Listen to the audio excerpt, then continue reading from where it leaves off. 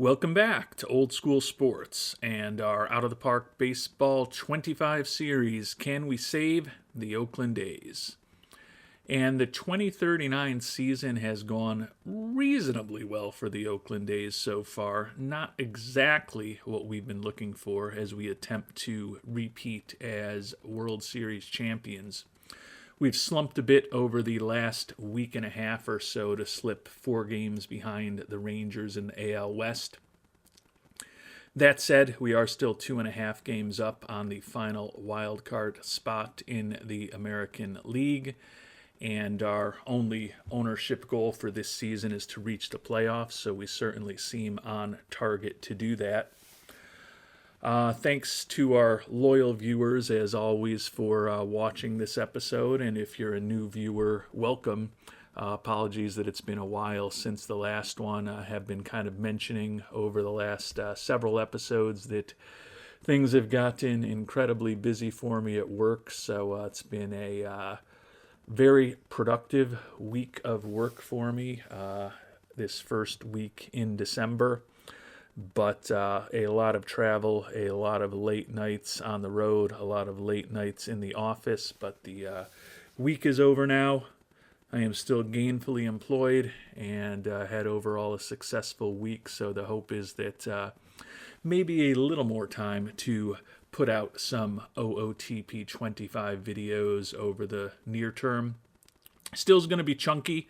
Not going to lie to you. There may be points when I disappear for a few days, but I believe I am through the worst of the big project that I am working on for the time being. As I mentioned, our A's are in a decent spot as we begin the month of August, just past the trade deadline, and we did not do anything to help our current roster at the trade deadline this year. We do have a couple of pretty significant players on the injured list that we hope will be coming back relatively soon. The franchise Jake Ortega, who has played just 7 games for us in the majors this year, a couple days away from recovering from a broken hand that's had him out for the last couple of months. And then Mike Blumenshine, the young starter who injured himself, went to a rehab assignment in Las Vegas, our AAA club, where he suffered a rotator cuff strain a while back. Still uncertain when he will be on the roster. But the hope is that with Ortega likely joining us within the next week or so, even though he's going to need some rehab time to kind of shake the rust off after missing most of the season, hoping that he'll be able to help us relatively soon. Clearly, Blumenshine's potential return is TBD, but the hope is that he'll be able to supplement our pitching staff at some point over these next couple months of the season. Feel pretty good that we've also got some very interesting young and experienced players in AAA that will be able to help us come September roster expansion. So think the talent is there to get this team across the finish line back into the playoffs. Certainly 4 games behind Texas as we sit here on August 1st. Would have to say that we're underdogs to be able to get past them to win a second consecutive division title. But as good as a division title would feel, our main goal is to win a second consecutive World Series. And as long as we guide this team into the playoffs, we've got a chance to make that happen. The one trade that we did make, as I mentioned, wasn't one that would help us potentially at the major league level at this point.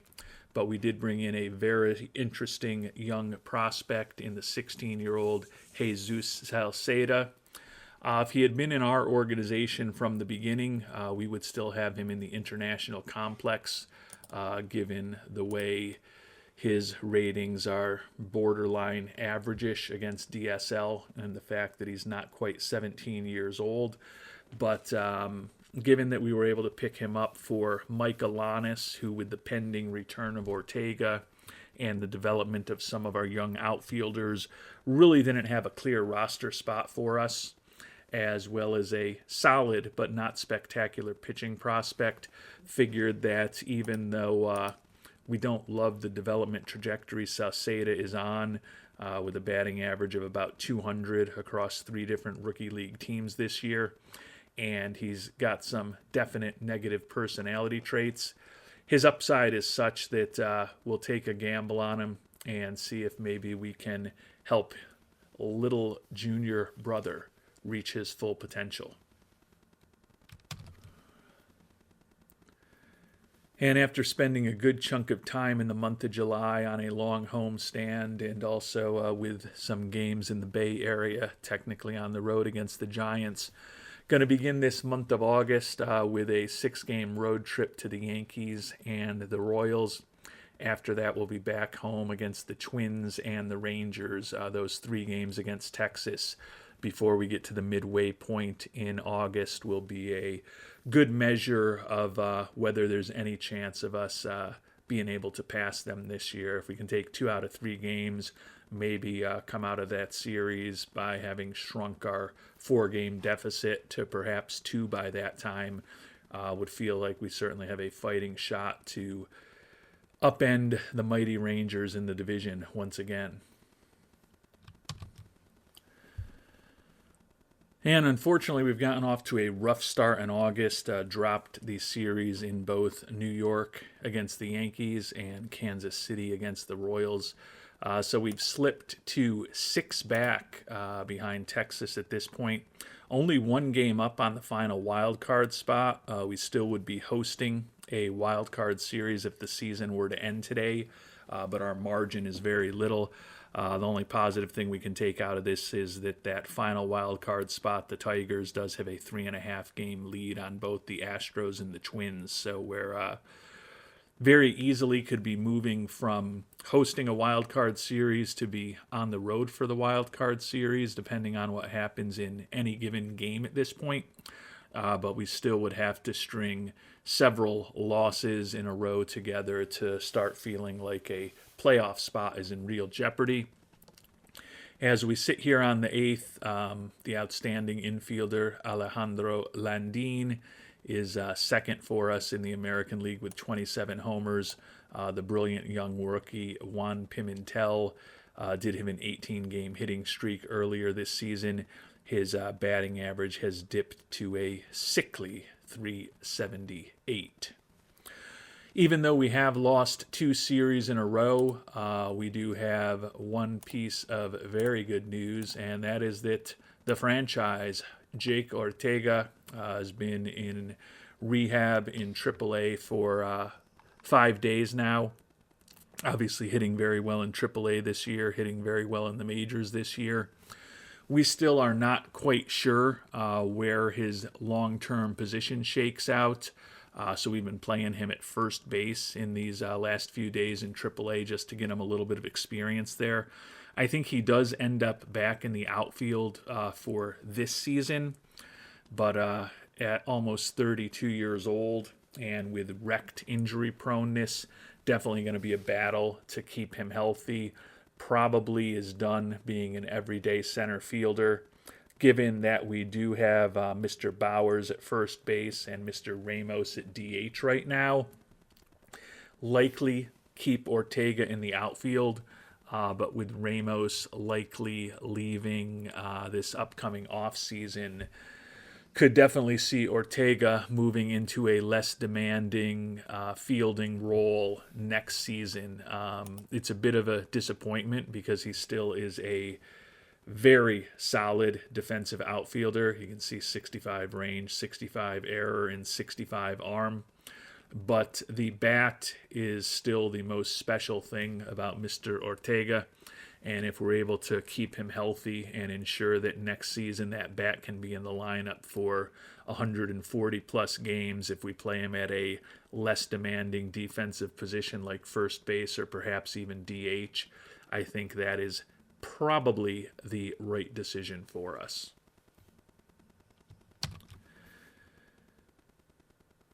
And we've shuffled things around to make some room for Jake Ortega on the Major League roster. We actually sent down utility infielder Sam Lishman. So we're going to be a little light in the infield for the next couple of weeks till we get to September roster expansion. Rodney Mesidor, who's played in 28 games this year, hitting .294 and 68 bats, is really our only utility infielder right now. So hopefully Toribio, Pimentel, and Landin will be able to stay healthy. To make room in the lineup for Mr. Ortega, the guy who got knocked out of the lineup against right-handed pitching was unfortunately the young outfielder Darnell Selvey, hitting .280 with a 143 WRC plus for us and 300 at-bats. As a 22-year-old, number 39 prospect in baseball. He has been incredibly productive and is going to be an absolutely awesome bat for us to have coming off the bench as a potential pinch hitter and defensive substitute. But because we wanted to ease the burden on Ortega a little bit by letting him play in left field, we've kept Sergio Palomares, who's hitting just .244 this year, in the lineup, but dropped him down to the number 9 spot from the leadoff spot where he had been hitting before. Pimentel and Landin move into leadoff and number 2 to open up the traditional number 3 spot in the order for Ortega. And against left-handed pitching, we are actually sending Juan Ramos, the left-handed hitting designated hitter, who has had a really nice run with us here in Oakland, even though he's having his worst offensive season this year. Hitting .239 with 20 homers and 426 at-bats, 113 WRC plus. As we talked about, the left-hander is set to become a free agent this upcoming offseason. Similar to Mr. Selvey, he's going to be an absolutely incredible bat for us to have coming off of the bench. But as a left-handed hitter against left-handed pitching, felt like getting Ortega back into the lineup and also putting a bit less burden on him as a DH made sense. Selvey will still get to play left field at least against left-handed pitching with Harmon playing center field. The fact that we are sending guys like Selvey and Ramos to the bench as Ortega comes back really kind of illustrates why we traded away Alanis in the last episode, because as the outfielders got healthy and as some of these youngsters, in this case this season, notably Selvey and Harmon, have started making their mark at the major league level in the outfield, really was glad to get Alanis' contract off of our books, get him off of the 26 and 40 man rosters, and as we talked about earlier, at least get a interesting looking prospect in return for him. And with the franchise back in the lineup, things have gone better over the past week. Took 2 out of 3 at home against Minnesota, and then more importantly, 2 out of 3 at home against Texas. Still have only cut the gap to 5.5 games in the division. Got a long road trip coming up, 3 against the Dodgers, 4 against Seattle, and then 2 against Colorado before we finish off the month of August home against the division rival Angels and the Padres. Taking a look at the standings, have stretched the lead over the final wild card spot in the AL to 3.5 games. Unfortunately, we are now tied for that first wild card spot with the Royals. Landin had a monster week for us, now leading the American League with 32 home runs, and he is third in the AL in batter war here on August 15th. And as we head into the final 6 games of the month of August, got some really good news. The team playing well of late after winning those 2 series at home. Took 2 out of 3 on the road at the Dodgers, 3 out of 4 at Seattle, and we've won the first game of a 2-game road trip to Colorado. So playing really good baseball. Unfortunately, we're still 5.5 games behind Texas, as they have caught fire as well. You can see both us and the Rangers 7-3 in our last 10. Fortunately, we are 6 up now on the final wild card spot. Landine continues to put together a more and more impressive season, still tied for the league in homers, third in the league in batter WAR, and he is now second in OPS on the season. Do have a small piece of good news on the injury front as well. Mike Blumenshine recovered from his injury. We had him do one start in AAA where he was respectable.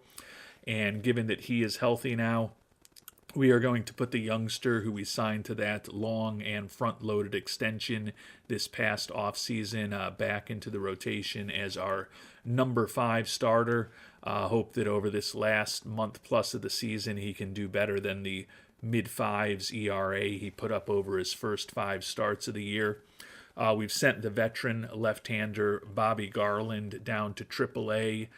He will likely be back with us for a week, but fortunately this was the final year of options we had available on Garland, and we've decided to take advantage of that by shipping him down to Las Vegas for a little while to open up a spot on the roster for Mr. Blumenshine. And we lost only one game over that last week of September, so a very successful 8-2 road trip. We then swept the division rival Angels before splitting the 2-game series at home against San Diego. But as we sit here on September 1st, definitely playing some much better baseball over the last few weeks. Closed the gap on the Rangers in the AL West to 3.5 games, so we've made a little progress, but given that we were 4 games behind at the beginning of this month, or the beginning of last month now, since it's September 1st, and we've only got a month to go, we certainly have to pick up the pace if we're going to get by them. 7 games free of the final 2 wild card spots, so worst case scenario certainly seems to be that we would be hosting a best of 3 wild card series against either the Yankees or the Tigers. Yankees and Tigers going in different directions to be tied for those final 2 wild card spots, though the Yankees have won 9 in a row to get to 70 and 63 from below 500. While the Tigers have been 3-7 over their last 10. Landine continues to lead the league in homers, still second in OPS, third in batter WAR. Still don't have any pitchers right at the top of the leaderboards. Steve Genus leading the league in ERA, wins, strikeouts, and pitcher WAR, as if he is incredibly well positioned for a 6th consecutive American League Cy Young Award. Before we finish up this episode, we'll take a quick look at our team statistics. After we slipped to that 15-10 record in July, ended up going 17-9 in August, which matches the month of June for our best month of the season. 77-56 record is still 3 worse than Pythagorean expectations, so we really should be right there with the Rangers on paper at least. Offense remains outstanding, first in the American League in runs scored, and you can see we are in the top 4 in every primary offensive category, 5th in steals and 2nd in base running. And we're 2nd in the American League in runs allowed as we sit here. And we are in the top handful of every pitching category except for home runs allowed, where we rank 7th. Pretty solid defensive efficiency as well. So as we sit here on September 1st, as I mentioned at the start of the episode, likely to be bringing up some pretty interesting players through September roster expansion. We'll talk about those moves that we make at the top of our next episode. We move from 9th in the power rankings to 2nd, assuming that it is still only our division rival Texas Rangers who are ahead of us in those power rankings.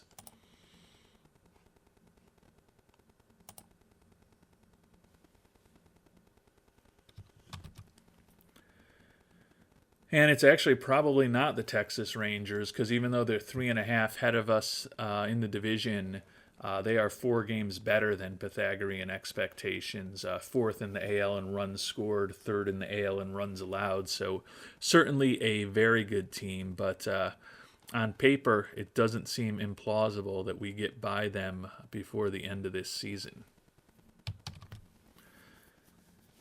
And I don't spend a lot of time with the power rankings, but apparently they aren't updated all that frequently because we ranked second of 30, as we talked about in the latest power rankings. But when we look at them now, looks like we've actually fallen to 4th. The Rangers right behind us in 5th. 3 National League teams, San Diego, Philadelphia, and actually, it's not a National League team. It's the Yankees ranking 3rd, even with that 70-63 record ahead of us in the standings. The Yankees, as we talked about, a big winning streak right now, but still, I'd say a bit surprising to see a team like that ranked ahead of us. I guess they've got a lot of momentum right now. Maybe that factors into things, but we are playing pretty well as well. So as we think about heading into this final month of the regular season, definitely can supplement our roster. Almost certainly we'll be bringing back Bobby Garland, the reliever, or he'll be a reliever now, as a left-handed arm out of the pen, and Sam Lishman, the utility infielder that we sent down earlier. But plenty of younger players to consider, both pitchers and position players, for those final 2 spots on the expanded roster to hopefully help us get this team not only into the playoffs in the month of September, but perhaps past the Texas Rangers to a division title and a potential first-round bye. And we'll find out how we do with those aspirations in our next episode. Until then, thanks so much for watching, and hope you have a great day.